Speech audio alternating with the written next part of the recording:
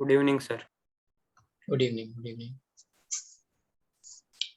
चलो अभी हमको डिस्कशन करना है और आपके जो एटॉमिक स्ट्रक्चर में सॉरी मूल कॉन्सेप्ट में जो भी डाउट्स हैं वो we are going to like discuss हो रही है।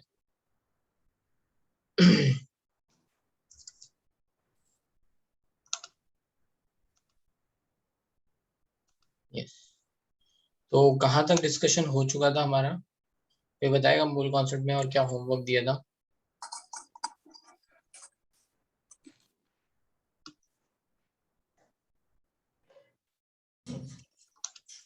जल्दी से बताओ फास्ट। मुझे लगता है गेटिंग टू जेई मेन कराना था डिस्कशन में। फाउंडेशन बिल्डर शायद हो चुका है पूरा, राइट? फिर कंसंट्रेशन टर्म बचे थे, गेटिंग टू जेई मेन कराना है। अब आपने कंसंट्रेशन टर्म वाले क्वेश्चन भी हो गए होंगे क्योंकि एक आधी दो चीजें रह गई हैं कंसंट्रेशन टर्म में। Almost everything is over. तो कल जब हम मिलेंगे तो मैं पूरा डिस्कशन करा के खत्म कर दूंगा, ठीक है? जो भी बचा है वो सब और डिस्कशन। अच्छा, एक इम्पॉर्टेंट बात, अभी नेक्स्ट चैप्टर है पीरियोडिक टेबल। मैंने पहले ही बोल रखा है कि थोड़ा थोड़ा पढ़ के आना है, तो पढ़ के आना, ठीक है? एनसीईआरटी से। चलो भाई बताओ, फर्स्ट टू 10, 1 to 10 मेन। Any doubt? ठीक है, बहुत अच्छी बात है। क्वेश्चन नंबर 4 में डाउट है तो देख लो, इसको बैलेंस कर लो। If you are able to balance this reaction you will get the answer. यहाँ देखो ये 2Fe है और यहाँ 3SO4 है, so this is going to be 3 and this 2। यहाँ पे कितने Cl आ जाएंगे? 6 3। बस ये बैलेंस हो गई। स्टोइकियोमेट्री 1 3 3 2। ये कह रहे हैं कि DaCl2 कितने चाहिए टू प्रोड्यूस हाफ, है ना, FeCl3। तो निकाल लेंगे, 3 से मिल रहे हैं 2, तो 1 से मिलेंगे 2/3। उल्टा करना है हमें, सॉरी। 1 मिलेगा 3/2 से, 1/2 मिलेंगे 3/4 से, है ना? 1 मिलेगा, ये डिवाइड में जाएगा 3/2 से। 1 into 1/2 दोनों तरफ 1/2 से मल्टीप्लाई कर दिया तो 3/2 into 1/2 विच इज 3/4। ठीक है, बैलेंस करके।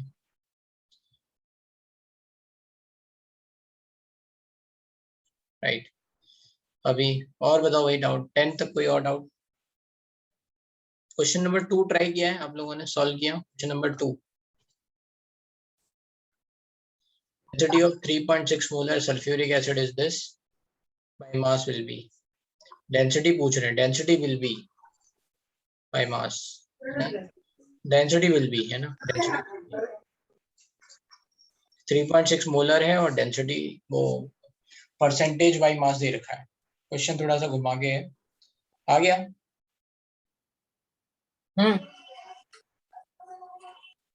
बाबू भाई पहले तो अपना माइक ऑफ रखो।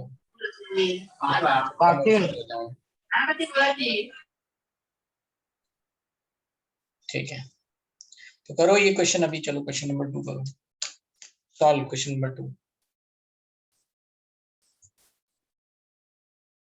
क्या एक्सप्लेन करना है? सेकंड वन क्वेश्चन पढ़ो ना। डेंसिटी पूछी है, मोलरिटी दे रखी है, परसेंटेज बाय वेट दे रखा है।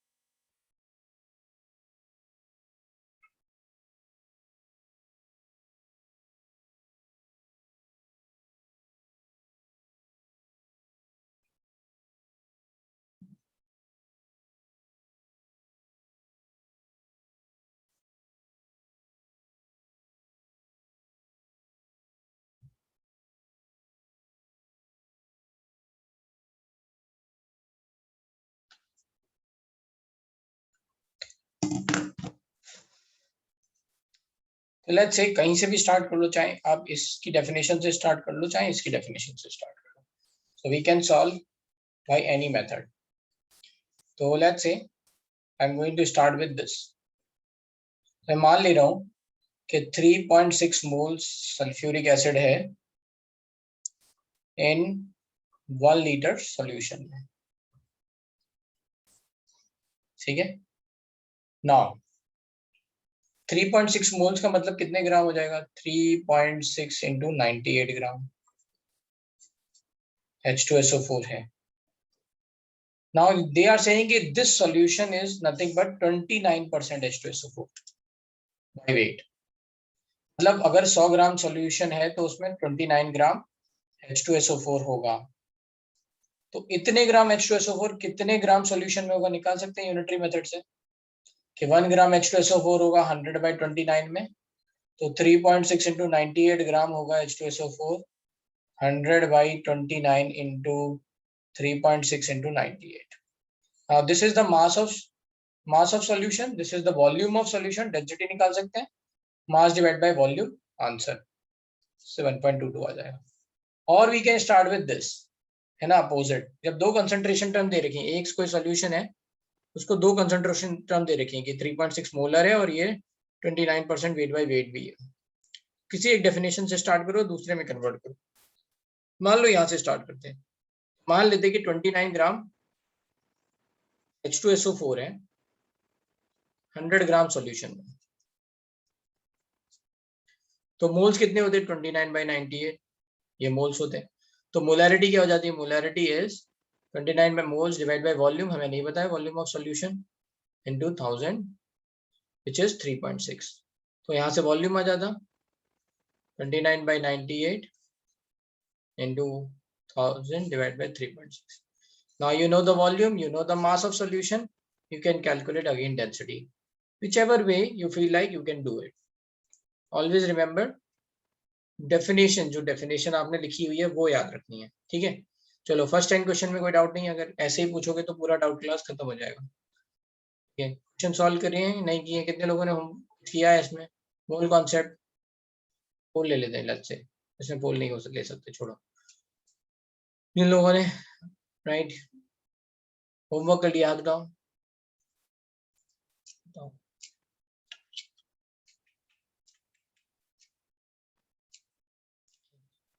केवल 11-12 लोगों ने होमवर्क किया. बताओ 13 लोगों के हाथ उठ गए हैं.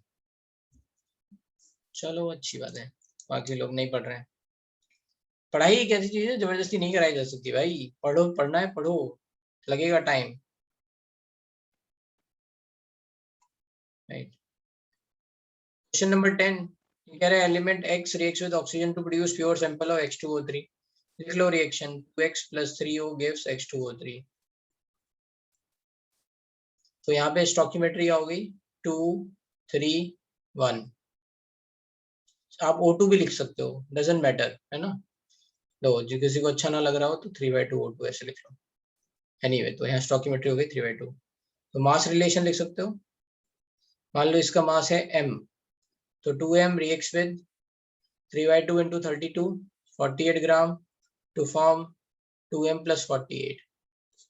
Now they have given the relation कि 1 gram produces these many gram. तो 1 gram will produce 2m plus 48 divided by 2m which is equals to 1.68 gram. 1.68. Now you can solve. m की वैल्यू निकल जाएगी, एक इक्वेशन बन गई, बस atomic weight निकल जाएगा 10th. ठीक है.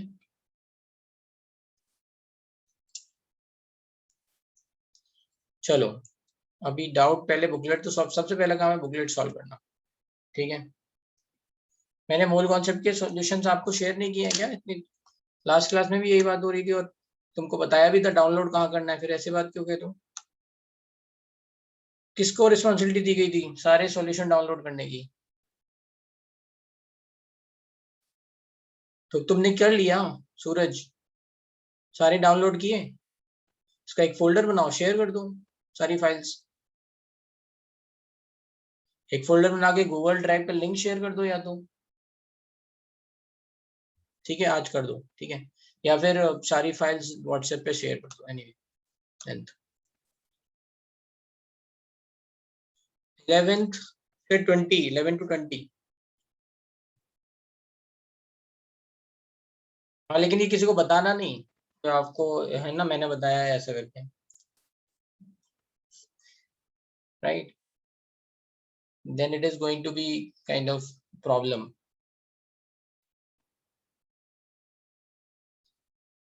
ठीक है, मतलब खुशी खुशी में ऐसे बोल दो कि हाँ सर हमारे पास तो है ना फिजिक्स केमिस्ट्री मैथ सबके सॉल्यूशन है।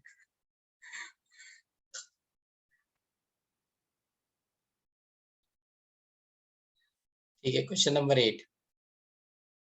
क्वेश्चन नंबर 8 क्या है? Calcium carbonate reacts with aqueous HCl to give CaCl2 according to the reaction the mass of CaCO3 required to react completely। तो यहाँ पे देखो मोलैरिटी दे रखी है, वॉल्यूम दे रखा है, तो अभी हमने बताया था आपको नंबर ऑफ मोल्स क्या होता है, तो वॉल्यूम यहाँ पे ml में है तो नंबर ऑफ मिली मोल्स आ जाएंगे। ठीक है, नंबर ऑफ मिली मोल्स कितने हो जाएंगे 25 इंटू 0.75। ठीक है, अब यहाँ पे रिलेशन आपको स्टॉकियोमेट्री ऑलरेडी दे रखी है। What they are asking mass of CaCO3 is required, तो इसका 1 मोल इसके 2 मोल से रिएक्ट करेगा, तो इतने मिली मोल से इसका आधा मिली मोल रिएक्ट करेगा, है ना, 25 इंटू इसको 3/4 लिख ले रहे हैं, डिवाइड बाय 2, 25 75/8 हो गया। 75/8 मिली मोल्स है, मतलब ऐसे लिखा है 75/8 इंटू 10⁻³ मोल। 1 मोल का मास कितना है 100 ग्राम, तो बस आ गया 75/8 इंटू 10⁻⁻1 और 75/80, तो देख लो 0.94 ग्राम ये आ गया। ठीक है, 15, 26, 27। तो तुम्हारे कंपैरिजन में बैच 1 में बहुत बच्चे पढ़ रहे हैं, ठीक है, कंपैरेटिवली इस बैच में थोड़े कम पढ़ रहे हैं, तो क्या इसका मतलब ये क्या है, क्या समझा जाए कि जो पहले एडमिशन लेते हैं they are more much more like से एक्साइटेड टुवर्ड्स द स्टडी, और जो अभी भेजे गए वो धक्का मार मार के भेजे गए पढ़ने के लिए।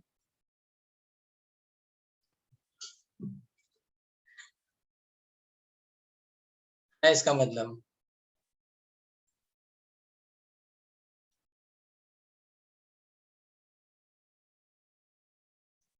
ठीक है, तो आपका कंपटीशन आपकी क्लास में ही नहीं है, आपकी क्लास के बाहर भी है। जब भी ओपन होंगे तब ये सब बैच मर्ज हो जाएंगे सारे, है ना, थाने के थाने में लगेंगे, मानबाड़ा के मानबाड़ा में लगेंगे, राइट। तो कंपटीशन सबका एक साथ बनेगा, थोड़ा पढ़ाई करो। देखो क्वेश्चन क्या देगा, 25 ml of HCl gave on reaction with excess AgNO3 these many gram AgCl the molarity again M into V, है ना, रिएक्शन क्या होगी AgNO3 plus HCl will give AgCl, इसके 1 मोल से इसका 1 मोल बनेगा। Can you calculate the moles over here? 2.125 divide by 143.5, इसका molar mass 143.5, this is nothing but equals to M into V। Be careful, यहाँ पे आप मोल्स निकाल रहे हो तो यहाँ वॉल्यूम लीटर में आएगा आंसर में, राइट, जो भी आएगा लीटर में लिखना पड़ेगा 25 ml को, ये बस ध्यान रखना है। अगर आप ये मोल्स निकलेंगे ना, mass divide by molar mass is moles, volume litre में लिखना पड़ेगा, मतलब 25/1000 ऐसे लिखना पड़ेगा। Now you can calculate the molarity. कोई और डाउट? फिर 11 to 20 दोबारा से बोल दो मुझे, लोगों को फिर से डाउट है। फर्स्ट 15 में क्या है, sample contains 200 atoms of hydrogen, 0.05 gram atoms का मतलब क्या होता है mole, gram atoms means mole, 10⁻23 gram atoms मोल।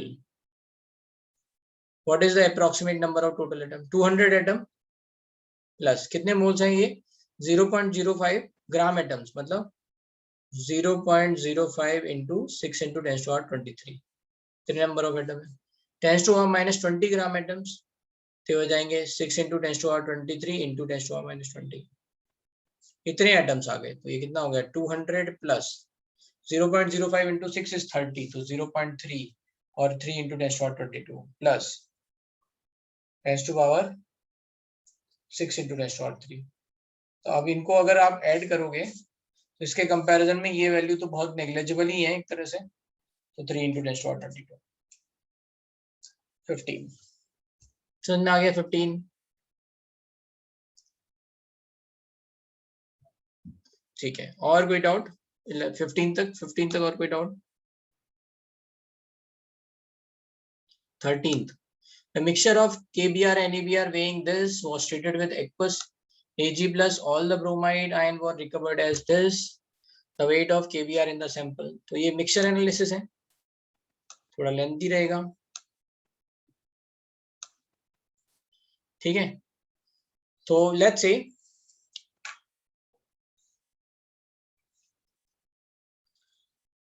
पहले ये देखो 0.970 ग्राम जो है वो प्योर AgBr है, मतलब KBr की रिएक्शन Ag प्लस से हुई तो AgBr बन गया,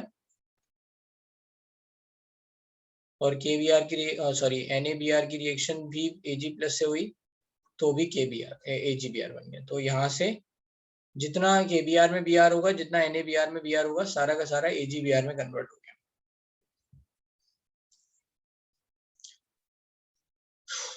ठीक है, तो इसमें क्या लगा सकते हैं, डायरेक्टली POAC लगा सकते हैं, या फिर डायरेक्टली आप मोल कॉन्सेप्ट लगा सकते हो, मतलब यूनिटरी मेथड, जो भी आप समझो, है ना, which ever is the better way, जो भी आपको समझ में आए। तो बताओ यूनिटरी मेथड से करूं कि POAC से? चलो POAC से करते हैं। तो POAC में क्या हो जाएगा, मोल्स ऑफ ब्रोमीन, है ना, इन दिस साइड है ना, मेन मिक्सचर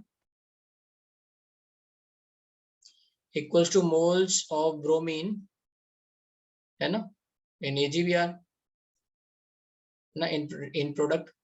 कितने मोल्स ऑफ ब्रोमीन, इसमें भी एक है, अब यहाँ पे दो हैं एक्चुअली, KBr है और AgBr है, यहाँ मैं बता दे रहा हूँ। तो मोल्स ऑफ ब्रोमीन कितने हो जाएंगे, मास ऑफ, है ना, अरे क्या हुआ,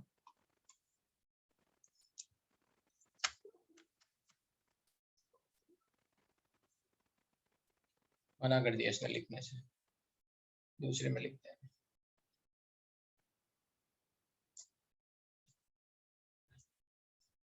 तो यहाँ पे क्या हो जाएगा, राइट, तो मोल्स ऑफ Br कितने हो जाएंगे, विच is equal two moles of NABr plus moles of KBr, है ना, क्योंकि इसमें भी एक ही Br है, इसमें भी एक ही है, तो जितने मोल्स KBr के होंगे उतने मोल्स ऑफ Br इसमें होंगे। अब आपका जो मिक्सचर है वो क्या है, कितने ग्राम है, कितने ग्राम है, 0.56 ग्राम। तो बस मान लो ये x ग्राम था KBr, तो ये 0.56 माइनस x ग्राम होगा। तो आप मोल्स देख लो, मोल्स कितने आए, x divide by molar mass, है ना, मतलब ये अलग लिखना है मुझे, ठीक है, ये मिक्सचर है, right, NABr plus KBr which is equal to 0.56 gram. अगर ये x है तो ये 0.56 माइनस x है, तो मोल्स ऑफ Br कितने हो गए, x डिवाइड बाई इसका मोलर मास कितना होगा, 39 एंड 80, Br का 80 होता है तो 119 plus 0.56 minus x divide by Na का होता है 23 तो 103 इक्वल्स टू, है ना, it is equals two moles of AgBr। The mass is given as 0.97, 0.97, so this is 0.97 divided by 188। अब x की वैल्यू निकाल लो, solve this equation, solve x पता चल जाएगा तो मास आपको पता चल जाएगा, मास ऑफ KBr, फिर आप x की वैल्यू से यहाँ पे मोल्स ऑफ Br निकालो, इनटू 80 कर लो। तो इक्वेशन ऑब्वियसली थोड़ी डिफिकल्ट बनेगी, you can use some approximation, ठीक है। चलो 15 तक और कोई डाउट, अब बताओ 20 तक, 20 any other doubt, 30 any other doubt,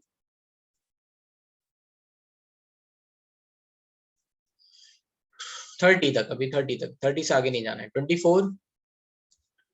24 mixture contains n moles of hydrogen to n moles of CH4, the ratio of carbon hydrogen in the mixture, n moles of H2 में हाइड्रोजन के moles, hydrogen के atom कितने होंगे 2n, and 2n moles of carbon CH4 में कितने हो जाएंगे, carbon 2n हो जाएंगे और हाइड्रोजन हो जाएंगे 8n। तो टोटल हाइड्रोजन कितने हो गए 2n is to 10n, मतलब 1:5। The ratio of carbon hydrogen in the mixture is carbon by hydrogen 1:5। 24, 26, 26. Cortisone is a molecular substance containing 21 atoms of carbon per molecule. The weight of percentage of carbon is this. What is the molecular weight? Percentage is equals to n into atomic number divided by molecular mass into 100. n की value 21 दे रखी है, percentage 70 दे रखा है। Can you solve it, है ना? इससे इसको cut कर लो, 7 से ये कितनी बार जाएगा 3 बार, और 10 से ये कट गया, तो n की वैल्यू आ गई लगभग 360। 26, 27, 27 इज अ गुड क्वेश्चन। इसको यहाँ समझ लेते हैं कि कह रहे हैं कि पार्शियली ड्राई क्ले, है ना, मतलब सैंड है, clay contains 8% water. Original sample contains 12% water and 45% silica. ठीक है, तो समझते हैं। यहाँ पे क्ले है ओरिजिनली, 12% वाटर है एंड 45% ऑफ सिलिका है। ठीक है, ये किसका 12 और 45% है, क्ले के मास का। तो लेट्स से मास है 100 ग्राम, कुछ भी मान सकते हैं, x ग्राम भी मान सकते हैं। ठीक है, अब ये क्या हुआ, थोड़ा हीट अप हो गया, है ना, पार्शियली ड्राई, हमने हीट कर दिया, है ना। तो अब यहाँ पे पार्शियली ड्राइड क्ले बचा और कुछ जो वाटर उड़ गया वो बचा, है ना। मान लो x ग्राम वाटर उड़ गया, तो ये कितना बचा 100 माइनस x, क्योंकि 100 था शुरुआत में। अब ये कह रहा है इसमें 8% जो है ना वो वाटर है ना, इसका 8% अभी वाटर है, तो वाटर कितना हो गया, ये 12% था तो 12 gram. Now this water is nothing but 100 minus x into 8/100, 8% इसका। अब लेफ्ट एंड राइट पे क्या होगा, ये मास बराबर होगा, जितना वाटर यहाँ था उतना ही वाटर यहाँ पे ड्राई प्लस वाटर जितना उड़ा होगा। तो बस एक इक्वेशन हो गई, 12 ग्राम इक्वल्स टू, और 12 equals to 100 minus x 8/100 plus x, तो ये हो जाएगा 1200 equals to 800 minus 8x plus 100। इसका एलसीएम लिया तो यहाँ 100 भी आ जाएगा, ये कितना हो जाएगा 100x, तो ये कितना हो जाएगा 108x, sorry 92x, 92x equals to, ये इधर गया तो 400, x equals to 400 by 92 which is going to come close to 4.08 ग्राम। ठीक है, तो अब ये जो पार्शियली ड्राइड क्ले है इसका मास है 95.92 ग्राम अप्रोक्सीमेटली, और 96 मान लो। ये कह रहे हैं यहाँ पे 45% सिलिका थी, इसका मतलब 45 ग्राम थी। सिलिका तो उड़ेगी नहीं ना, सिलिका का मास तो कांस्टेंट रहेगा ना, सिलिका इज SiO2। तो यहाँ पूछा गया इसका परसेंटेज क्या होगा, परसेंटेज किसमें से देखेंगे, 96 ग्राम का 45 कितना होगा, तो परसेंटेज इज 45 by 96 into 100। इसको सॉल्व करोगे तो ये 47 समथिंग परसेंट आ जाएगा। क्लियर है 27? फिर से समझ लेते हैं, यहाँ पे क्या करना था, बस वाटर को कंजर्व कराना था, वाटर का मास ये है, मान लो 100 ग्राम है, 12% वाटर है मतलब 12 ग्राम, 45% सिलिका है 45 ग्राम। थोड़ा सा हीटअप हुआ, पार्शियली ड्राइड क्ले हुआ, मान लो x ग्राम वाटर उड़ गया, तो कितना बचा यहाँ पे पार्शियली ड्राइड क्ले में, है ना, 100 माइनस x ग्राम। इसका 8%, अभी कह रहा है जो रिमेनिंग वाटर बच गया वो 8% ऑफ दिस मास है, तो 8% लिख लिया। वाटर के लिए कंजर्व करा के देख लिया, 12 ग्राम इक्वल्स टू x की वैल्यू निकाली यहाँ से। अब इससे पार्शियली ड्राइड क्ले का मास निकल गया, उसका कितना परसेंट सिलिका हो गया, तो 45 डिवाइड बाय 96 into 100। समझ में आ गया? अच्छा क्वेश्चन है, हाईलाइट कर लो। ठीक है, 30 तक और कोई डाउट? 30 ये वाला क्वेश्चन मैंने बता ही दिया था सॉल्व करके कि भाई निकल गया। ठीक है, 31 to 40।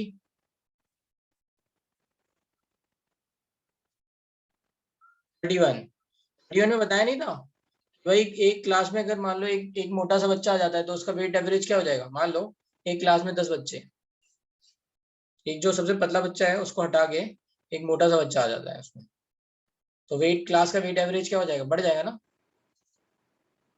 बढ़ जाएगा या नहीं? तो बस यहाँ पे यही लिखा हुआ है कि ratio in some meteorite is greater than, ratio बड़ा है इसका मतलब क्या है? ऑक्सीजन 18 ज्यादा है ना नॉर्मल से। is calculate the average atomic mass of on earth, तो average atomic mass oxygen in these meteorites are greater than, बढ़ जाएगा ना? मान लो अर्थ पे 100 ऑक्सीजन एटम है, उसमें 99 O16 है और 1 O18 है। जो मेटेरॉइड है उसमें 100 में से 98 O16 है और मान लो 2 ऑक्सीजन O18 है। तो इसका मतलब क्या हुआ? एक ऑक्सीजन 16 को हटा के एक ऑक्सीजन 18 आ गया है ना, पतले वाले बच्चे को हटा के मोटा वाला बच्चा आ गया है ना। समझ में आ गया? तो वेट एवरेज बढ़ जाएगा, राइट। इनको मोल्स में कन्वर्ट करो, ये 1 मोल है, ये आधा, सॉरी 1/20 मोल है, ठीक है, 10⁻22 है। HCl number of moles of CaCl2 obtain, right the reaction, ये लिमिटिंग रिएजेंट होगा, 1/20 ही बनेगा, नहीं ये यहाँ पे 2HCl आएगा, sorry CaOH whole twice plus 2HCl gives CaCl2, तो 1/10 बनेगा, 0.01, ठीक है। 32 40 तक और कोई डाउट? टिल 40 क्वेश्चन 30 और 33। 30 में क्या दे रखा है? 30 में देखो ये दे रखा है, ये 20, 21, 22 है, 20 का परसेंटेज 90 है, इन तीनों का टोटल परसेंट 100 होगा, तो मान लो ये x है तो ये 10 - x हो गया। आप सॉल्व कर लो, 90 into 20 plus 21 into x plus 10 - x into 22 divide by 100, ये एवरेज लिख लिया which is equal to 20.11। Solve, x की वैल्यू आ जाएगी 33 क्या है? Copper sulfate solution contains 1.5% CuSO4 by weight. The density is this. Molarity will be, हाँ भाई मोलारिटी निकालना है तो पहले मास निकल जाएगा। मान लो ये 1.595 ग्राम जो है CuSO4 है, 100 ग्राम सॉल्यूशन में, राइट। तो मास ऑफ सॉल्यूशन बदल गया। How many moles? CuSO4 का मोलर मास होता है 159.5, तो मोल्स निकल गए, राइट। डेंसिटी दे रखी तो वॉल्यूम निकाल सकते हैं, मास बाई डेंसिटी, ये वॉल्यूम हो गया 100 डिवाइड बाई 1.2।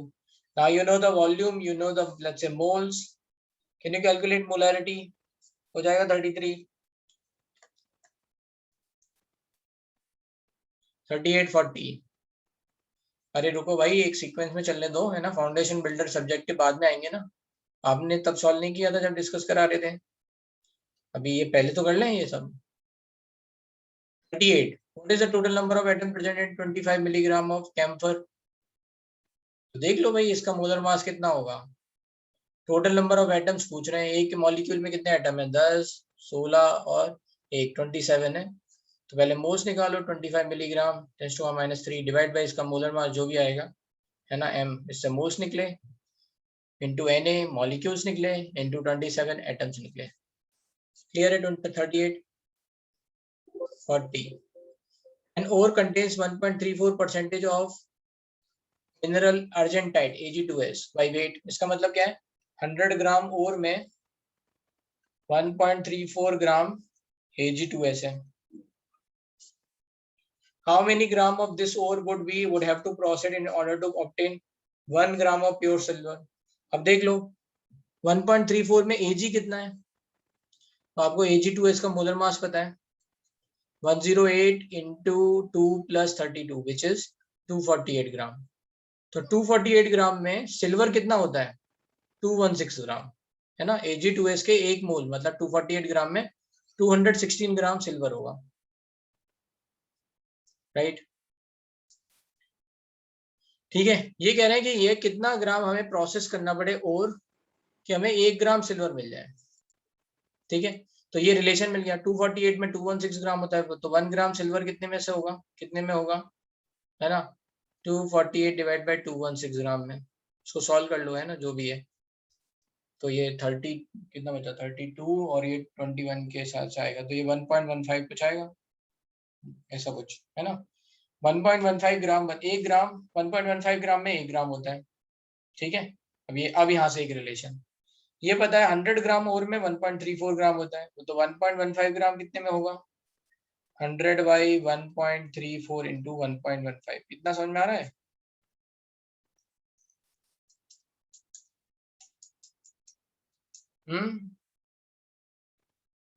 इसको सॉल्व करेंगे तो इससे आंसर आ जाएगा कुछ, आई थिंक ये आएगा 85.7,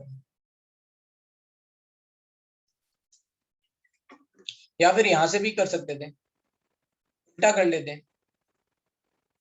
100 ग्राम और में 1.34 ग्राम Ag2S होता है, और आपको पता है Ag2S में 216 ग्राम Ag है ना, 1 ग्राम में कितना होगा, 216 बाई 248, तो 1.34 में कितना होगा, 216 डिवाइड बाई 248 इंटू 1.34, ऐसा कर लिया, राइट। तो कुछ जैसे मान लो सिल्वर की वैल्यू आ गई 1 पॉइंट जो भी है, इसको सॉल्व करके आ गई कुछ 1.2 समथिंग आ गई।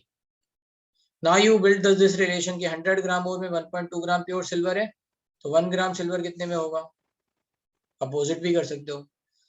क्लियर है। 40 question number 40, percentage unitary method है, पूरा मूल कॉन्सेप्ट यूनिटरी मेथड है। यूनिटरी मेथड नहीं आता तो प्रैक्टिस करो, क्योंकि ये बहुत इंपॉर्टेंट है, ठीक है। कोई डाउट यहाँ तक, ठीक है। अब आ गया foundation builder subjective. Foundation builder subjective में भी हमने काफी सारे क्वेश्चन करा दिए थे, राइट। आई थिंक यहाँ तक हो गए थे शायद, 18 19 ये सब हो चुके हैं, आई थिंक 23 वेपर डेंसिटी भी हो चुका है। परसेंटेज कंपोजिशन से हो सकता है कुछ क्वेश्चंस हो, क्योंकि इसमें कुछ क्वेश्चन मैंने क्लास में भी कराए हैं, राइट। तो question number 28, LSD is a complex compound, LSD drug है ये, ठीक है। is a complex compound whose mass is made of this percent carbon, hydrogen, these many this, what percentage of atom in LSD are carbon atom, ठीक है। तो अब यहाँ पे क्या करना है, दो तरीके हैं, राइट। एक तरीका ये है कि आप पहले इसमें लेट्स से इसका क्या निकाल लो,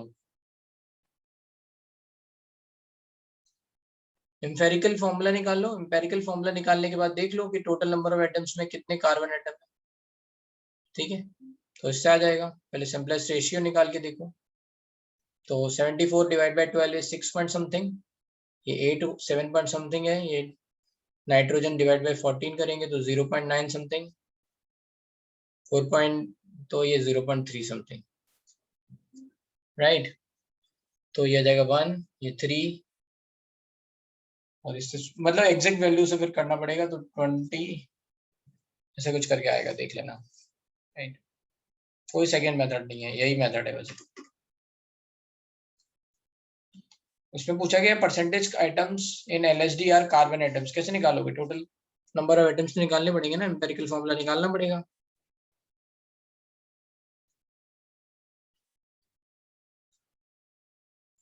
ठीक है।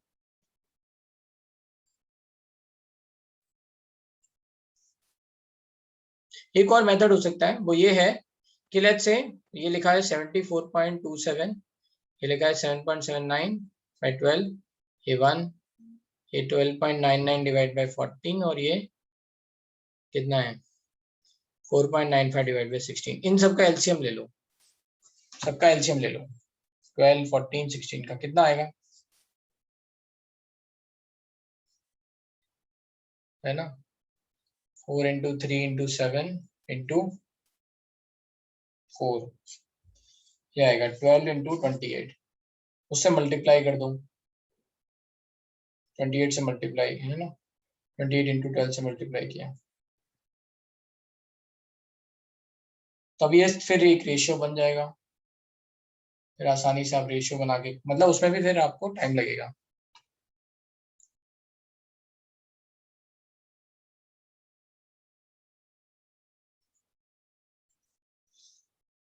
क्योंकि कॉमन फैक्टर से आप मल्टीप्लाई कर रहे हो तो ये वैल्यूज आ जाएंगी, है ना, राइट।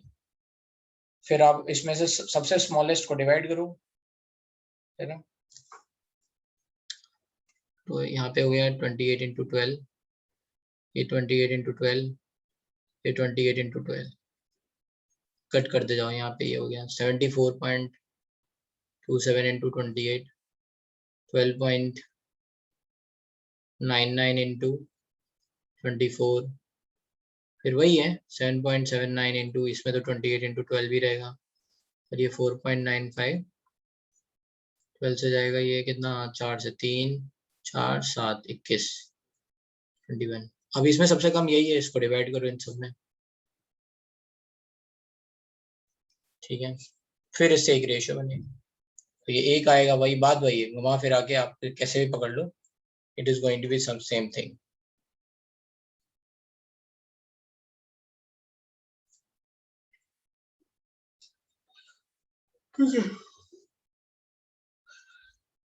क्वेश्चन नंबर 20 के बाद और कोई doubt?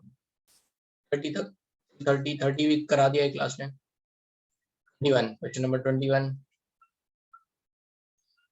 a sample of xenon fluoride contains XeFn where n is a whole number if these many number of molecules have mass this and the find of value। तो देख लो 9.03 into 10 to the 20 molecules means how many moles? 6 into 10 to the 23, 1.5 10 to the -3 का mass है 0.311 ग्राम, तो 1 मोल का मास कितना हो जाएगा? 0.311, है ना, divide by 1.5 into 10 to the -3, तो 10 to the +3 हो जाएगा 311 divide by 1.5 something 206 something 207 something, right. अब जेनॉन का आपको मास देखना पड़ेगा, जेनॉन का मास देख लो, जेनॉन का कितना होता है, फ्लोरीन का तो 19 होता है, जेनॉन का देखो कितना होता है, 130 के आसपास होगा, 131 समथिंग। तो उसमें चेक करो कि भाई कितना बनेगा 207 के लिए, एन की वैल्यू आ जाएगी, ठीक है। 21 समझ में आया? हाँ बोलो। सर वो मोलार मास में से हमें molar mass of AG cancel करना है, और वो जो बचा उसमें एजी कितना नहीं, एजी कहाँ, यहाँ पे कहाँ है एजी? नहीं सॉरी सर, जेनॉन जेनॉन। हाँ जेनॉन का बस हटा देना है, तो इसका मास कितना होगा, इसका होगा 131 plus n into 19 which is equal to 207। इससे सब्ट्रैक्ट करो, ये कितना आ गया, अच्छा हाँ हाँ 76, n की वैल्यू आ गई 4, हाँ, समझ गया। ठीक है 28 हो गया। फिर उसके बाद 30 तो कोई डाउट नहीं है, 31 टू 40 एनी डाउट? सारे क्वेश्चन तो क्लास में कराए हैं, तो क्लास वाले क्वेश्चन में पूछना। 23, अरे यार आप लोग सो के मत पूछो, जल्दी जल्दी पूछ लो fast. What is the empirical formula of these many grams? One complete gives these many grams of carbon dioxide and water. अब देखो ये वही हो गया, कोई हाइड्रोकार्बन है ना, empirical formula of a compound है which gives carbon dioxide and water, that means it is a hydrocarbon, CXHY है। इसका मोलर मास कितना हो जाएगा, 12x plus y, ठीक है। इससे क्या बनेगा, XCO2 plus y/2H2O, राइट। मतलब 12x plus y से बनेगा 44x, और इससे बनेगा ये 9y। अब एक रिलेशन दे रखा है इतने ग्राम से, तो 1 ग्राम से कितना बनेगा, 44x divide by 12x plus y, इतना ग्राम विच इज इक्वल्स टू, है ना, सॉरी, फिर 0.28 से कितना बनेगा, 44x divide by 12x plus y। 12x plus y कैसे आया, समझ में आया ना, 12 कार्बन का इंटू x और हाइड्रोजन का 1, तो इंटू, है ना, y प्लस में हो जाएगा 12x plus y into 0.28 which is given as 0.9482। ऐसे ही इसके लिए निकालो, दो इक्वेशन होंगी, कट करके निकाल लो आंसर, एक्स और वाई का रेशियो मिल जाएगा कुछ।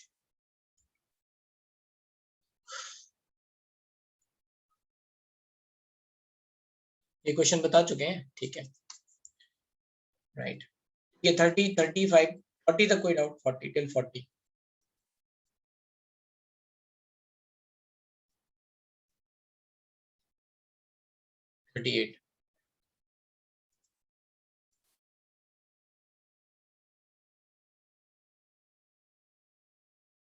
लिखा हुआ है 1 gram sample of KClO3 was heated under such a condition that it decomposed like this. ये ठीक है. The amount of A2 evolved was these many gram NTP percentage by weight KClO4 in the residue. तो देखना है आपको, ये 1 gram sample लिया था, राइट. इसमें मान लो x ग्राम इस रिएक्शन के थ्रू जाता है तो 1 - x ग्राम इस रिएक्शन के थ्रू जाएगा. ठीक है ना. 1 ग्राम पूरा सैंपल है, ये 2 रिएक्शन हो गई. तो अब यहाँ पे क्या क्या बचा है ना, आप निकाल सकते हो. x ग्राम से KCl कितना बनेगा, O2 कितना बनेगा, राइट. आपको वैल्यू दे रखी है 146.8 ml. How many moles? 146.8 divide by 22,400 ml. STP NTP same thing है. ये these many number of moles into, अगर मास देखेंगे तो O2 का मास कितना होता है, मोलर मास 32. 32 से ये कट कर लो, कितनी बार जाएगा ये 32 से? 8 टाइम्स जाता है आई थिंक. 32 इंटू नहीं 4 से कट करते हैं 4, तो ये 5600 कितना हुआ 8, फिर 8 से 7 टाइम्स 700. ठीक है, तो ये 146.8 डिवाइड बाय 700 है. 7 से कट कर लो, ये 21 आ जाएगा अप्रोक्सीमेटली. तो 21 0.21 ग्राम हो गया. 0.21 ग्राम ऑक्सीजन मिला है. यहाँ रिलेशन लिख सकते हैं क्या, KClO3 से कितना O2 मिलेगा? KClO3 का मोलर मास कितना है? पोटेशियम 39, 35.74.5 122.5. तो 122.5 into 2 ग्राम मतलब 245 ग्राम gives 32 into 3 means 96 ग्राम. ये रिलेशन है. 245 ग्राम gives 96 ग्राम. तो 1 ग्राम will be given by 245 divided by 96. एक अप्रोक्सीमेशन ले लो. 24 से ये 10 टाइम्स गया, 24 से ये 4 टाइम्स गया. 2.5 ग्राम 1 ग्राम से मिलेगा. 2.5 ग्राम तो 0.21 ग्राम से मिलेगा. 2.5 into 0.21 which is approximately 0.52 something ग्राम. तो आपको पता चल गया 0.52 ग्राम यहाँ जा रहा है, तो 0.48 ग्राम इस रिएक्शन में जा रहा होगा. यहाँ से इसका मास निकाल सकते हो. अब सब आगे कैलकुलेशन है पूरी. समझ में आया?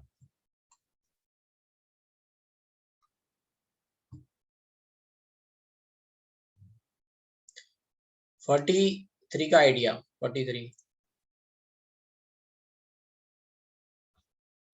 43 36. Find the mass of CuNO3 whole twice produced by dissolving 10 gram of copper in nitric acid then evaporating the solution.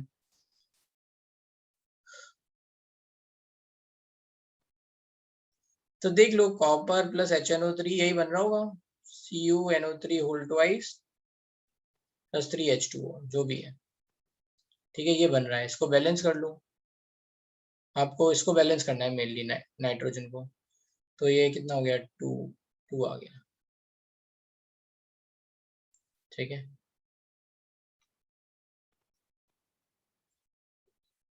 अभी बता रहे हैं 43 भी. तो बस अब यहाँ से रिलेशन लिख लो स्टोइकियोमेट्री से. H2O से कंफ्यूज मत हो. यहाँ पे भी लिख सकते हैं H2O तो है ना. ये दो एक कंपाउंड बन रहा है विच इज टुगेदर है ना. बैलेंसिंग में बस यही प्रॉब्लम आ रही होगी. तो बस देख लो 10 ग्राम कितने से रिएक्ट करेगा, राइट.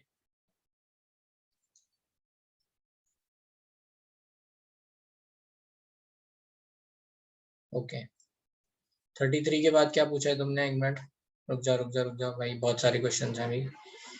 33 36 37 36 ये क्लास में बताया हुआ क्वेश्चन है, छोड़ देता हूँ अभी मैं. ठीक है 37 और अब सेट ऑफ रिएक्शन. तो इसमें आप क्या कर सकते हो, कंबाइन नहीं कर सकते, आपको इंडिविजुअल रिएक्शन में निकालना पड़ेगा. KCl कितना है, KCl कितना है, KCl कितना है.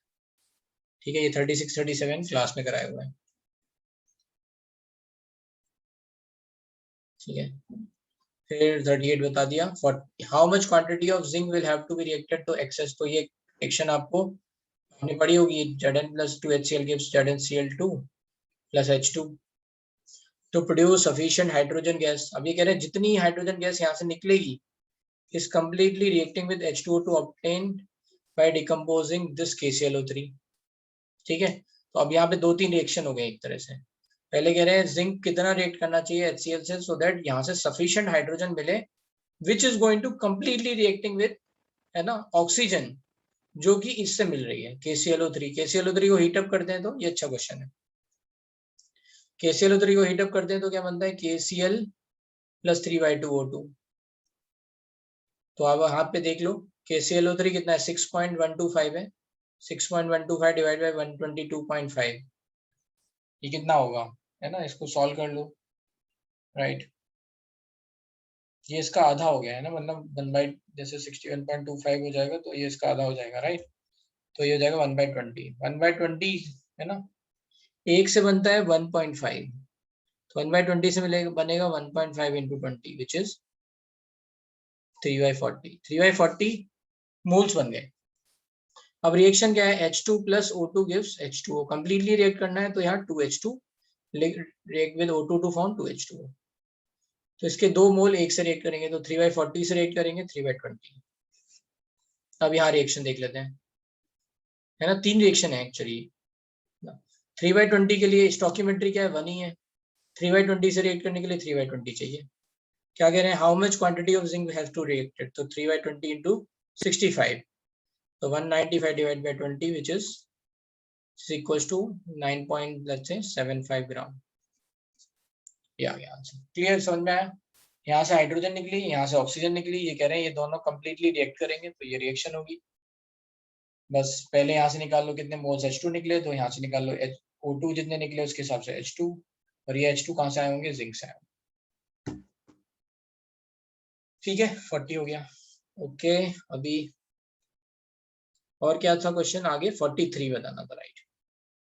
43 में लिखा है what is the strength in gram per litre in solution of H2SO4 which neutralize 50 cc of M/10। तो ये मैं कल ये कॉन्सेप्ट सिखाऊंगा जिसमें एसिड बेस रिएक्शन होती है। ठीक है, तो ये वैसे मैं बता दे रहा हूँ, ये रिएक्शन है H2SO4 + 2NaOH gives Na2SO4। ये रिएक्शन आपने पढ़ी होगी, एसिड बेस रिएक्शन। न्यूट्रलाइज का मतलब होता है कंप्लीटली रिएक्ट। कितना है 12 ml, cc मतलब ml, है ना, और यहाँ पे कितना है 15 ml। तो अब मोल्स कितने हो जाएंगे, आपको यहाँ पे दिख रहा है स्टोइकियोमेट्री 1 2, तो इसके जितने भी मोल्स आएंगे उसके डबल मोल्स आएंगे यहाँ पे, या फिर उल्टा, इसके जितने भी मोल्स होंगे उसके आधे मोल्स यहाँ होंगे। कितने मोल्स हैं यहाँ पे 15 ml × m × v 1/10, तो यहाँ 1.5 मिली मोल्स है। वॉल्यूम किसमें है, ml में है, तो 1.5 मिली मोल्स को कंप्लीटली रिएक्ट करने के लिए कितने चाहिए होंगे, 0.75 मिली मोल्स, 1.5 का आधा। ठीक है, अब इसके लिए आप ये किसके बराबर है, m × v के बराबर है, राइट। तो मोलरिटी आपको पता नहीं है, वॉल्यूम निकाल लेंगे, वॉल्यूम दे रखा है 12 ml, तो m × 12 equals to 0.75 millimoles. तो ये ml है, ml से ये मिली कट गया, राइट, तो 0.75, तो मोलरिटी आ गई आपकी,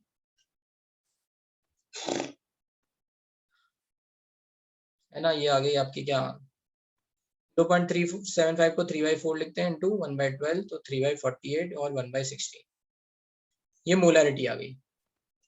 इसका मतलब है 1/16 मोल्स इन 1 लीटर। और यू कैन से, ये कह रहे हैं ग्राम पर लीटर में स्ट्रेंथ बताओ, तो 1/16 का मतलब कितना हो जाएगा 98 डिवाइड बाय 16, मतलब 6 पॉइंट समथिंग 125 ग्राम इन 1 लीटर। तो स्ट्रेंथ हो गई 6.125 ग्राम पर लीटर। क्लियर है 43, ये मैंने समझा दिया, वैसे कल बताएंगे। फिर से देख लो भाई, फ्रेश पेज पे देख लो, रिएक्शन लिख लो H2SO4 NaOH की, बैलेंस रिएक्शन लिखोगे,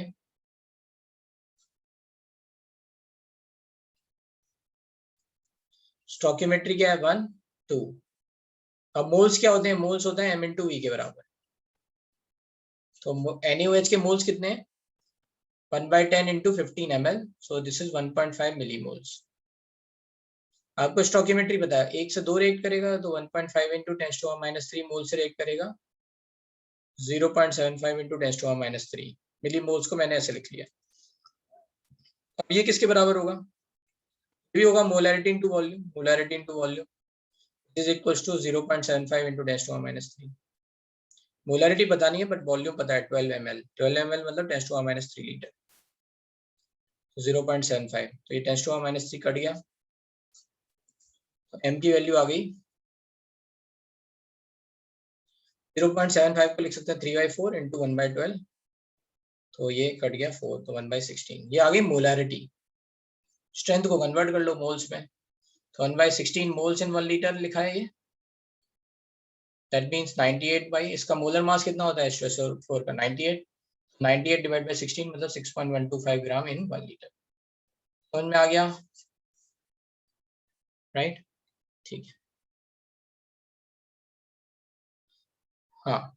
हाँ ये स्ट्रेंथ वाली मतलब ये इस तरह से रिप्रेजेंट होती है तो इसमें ये एसिड बेस न्यूट्रलाइजेशन कल बताएंगे। ठीक है, और कोई डाउट यहाँ तक?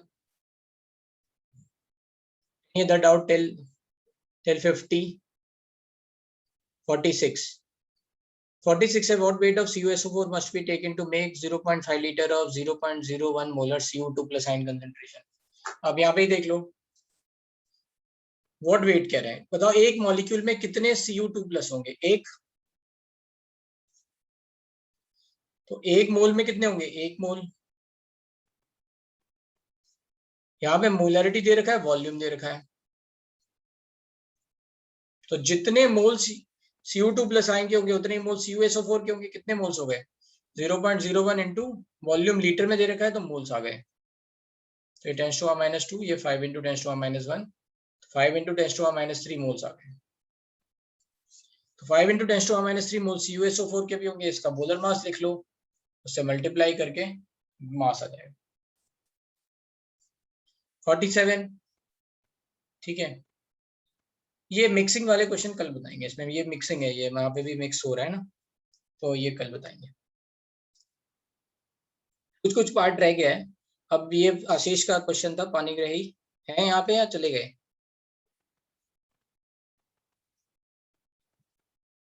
ये चलो इनका 58 है क्वेश्चन। क्वेश्चन नंबर 58 बता देते हैं बस। A mixture of pure AgCl and pure AgBr is found to contain 60.94% Ag by mass. What are the mass percentage of chlorine and bromine in the mixture? तो मान लो एक मिक्सचर है 100 ग्राम, उसमें x ग्राम है AgCl, 100 माइनस x ग्राम हो जाएगा AgBr। ये कह रहे हैं इस 100 ग्राम में टोटल Ag है 60.94%, तो 60.94 ग्राम हो गया Ag। अब देख लो AgCl का मोलर मास होता है 143.5, तो 143.5 में कितना होगा? 108 ग्राम Ag होगा। 143.5 को भी सिंप्लिसिटी के लिए लेट्स से 144 ग्राम लिख रहे हैं, तो 144 ग्राम में 108 ग्राम Ag, तो 1 ग्राम में 108 डिवाइड बाई 144, तो x ग्राम में 108 डिवाइड बाई 144 इंटू एक्स, ये किससे कट जाएगा? आपका 18 से कट जाएगा, राइट। तो ये आ जाएगा 3 और ये आ जाएगा 4, तो ये आ जाएगा 3/4x। ठीक है, अब ऐसे ही आप लिख लो AgBr के लिए। AgBr के लिए क्या लिखोगे? लेट्स से यहाँ पे तो 188 ग्राम में 108 ग्राम होता है ना। AgBr का मोलर मास 188 ग्राम, तो 1 ग्राम में कितना होगा? 108 डिवाइड बाई 188, इसको अप्रोक्सीमेटली 189 मान लो, तो इससे 9 से कट करेंगे तो 12 डिवाइड बाई 21, और भी कट कर सकते हैं ना, 3/4/7, तो 100 माइनस एक्स में कितना होगा? 4/7 इंटू 100 माइनस एक्स। अब ये Ag का मास है, this plus this equals to this 60.94, तो x की वैल्यू निकल आएगी। आशीष समझ में आया है ना? Ag से AgCl में देख लिया Ag कितना है, AgBr में देख लिया Ag कितना है, टोटल Ag दे रखा है, x की वैल्यू निकल आएगी एक इक्वेशन से। अब आप क्या करोगे? आपको x की वैल्यू जैसी मिल जाएगी तो आप पता लगा लोगे Cl कितना होगा उसमें, बस हो गया। ठीक है, तो इस तरह से आपको क्वेश्चंस करने हैं। तो अभी मैं ये बोल रहा हूँ कि हमारा 59 and 60 How much gas will be produced at 0 degree Celsius and 760 mm Hg pressure? mm Hg मतलब 180 है, भूलना नहीं है ना। पीवी इक्वल्स टू एनआरटी के टाइम पे बताई थी ना यूनिट ये सब। 10 gram of oxalic acid was heated with concentrated H2SO4। तो H2SO4 के साथ इसकी रिएक्शन होती है H2C2O4 and it gives, इसको CO2 निकल जाता है इसमें से, CO2 निकल जाएगा और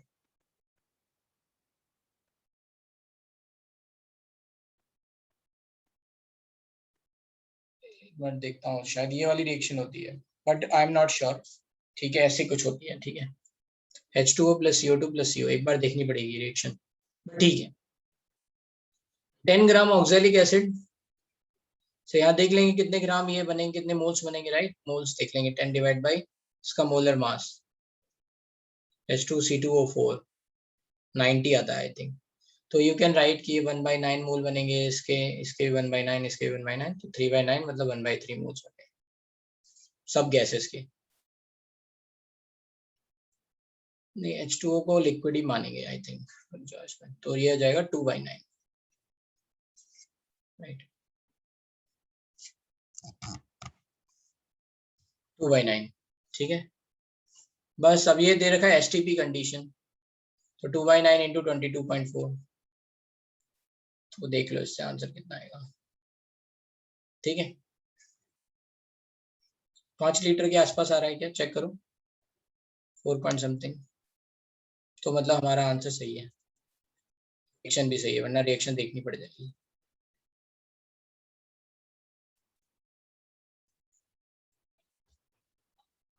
बहुत दूर है आंसर की।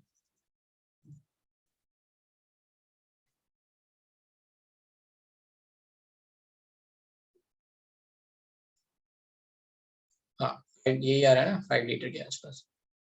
ठीक है, सही है। ठीक है, तो फिर ऐसे कर लेना अभी, राइट। संडे की TWT में हार्ड क्वेश्चन आएंगे, बिल्कुल सही बात है, आ सकते हैं, राइट, और नहीं भी आ सकते हैं, बट ये बात क्लियर है कि संडे के जो TWT में आपको टाइम बहुत लगेगा, तो टाइम का मैनेजमेंट पहले ही रखो, है ना। थोड़ा सा मूल कॉन्सेप्ट है, कैलकुलेशन होगी। तो आपको, आपके पास 2 चॉइस है। एक चॉइस ये है कि आप मतलब टाइम बचा के रखो थोड़ा सा, मतलब फिजिक्स और मैथ्स थोड़ा सा आपको जल्दी करने पड़ेंगे देन, और दूसरी चॉइस ये है कि कम टाइम में जल्दी जल्दी करो और खूब सारी मिस्टेक करके आओ, सिली मिस्टेक, है ना, कैलकुलेशन में, क्योंकि तुम्हें अपनी कैलकुलेशन तो पता ही है, राइट। तो ऐसे भी कैलकुलेशन करके आओगे कि 11 इंटू 9 भी नहीं लिख पाओगे कि कितना है, कुछ गड़बड़ होगी। आज यहीं तक कर रहे हैं सूरज, ये जो बचे हुए क्वेश्चन है ना, ये फिर हमें कुछ डाउट लेने ही पड़ेंगे। कुल मिला के ये है, अभी हमने, है ना, ये जेई मेंस तक कर लिया, इसके बाद वाले क्वेश्चन करना शुरू कर दो अब आप, राइट, क्योंकि आपका ये आ रहा है, तो मैं चाहता हूँ कि आप कम से कम आगे सॉल्व कर लो। डिक्रिप्ट टू जेई एडवांस बड़ी एक्सरसाइज होगी, डिक्रिप्ट टू जेई एडवांस जनरली बड़ी होती है, इसमें ये वाले क्वेश्चन नहीं करने, ये बहुत बड़े हैं, 20 के बाद वाले, मतलब टाइम हो तो कर लें, ये सब बहुत बड़े बड़े डिफिकल्ट क्वेश्चन। ये मोर देन चॉइस बंद कर सकते हो, कॉलम वॉलम ये सब ऐसे, ठीक है, ये सब कर लो। एक्सपर्टाइज अटेनर भी बाद में करना अगर टाइम नहीं है तो, और बेटर है इन दोनों एक्सरसाइज को बाद में करो, पहले विंडोज टू जेई मेन और विंडोज टू जेई एडवांस करो। आई थिंक ये आपका एग्जाम कौन इसी वीक है, नेक्स्ट वीकेंड है? कोई कह रहा है इस वीक, कोई कह रहा है नेक्स्ट वीक। 22 तारीख को है, 29 को है, 29 को है ना, तो अभी है टाइम, तो तब तक शायद पूरी एक्सरसाइज कर लेंगे। ये विंडोज टू जेई मेन और जेई एडवांस आपको करनी है, ठीक है, ये तो कर ही लो, मतलब ये 2 एक्सरसाइज लो, ठीक है, so that's it, bye bye।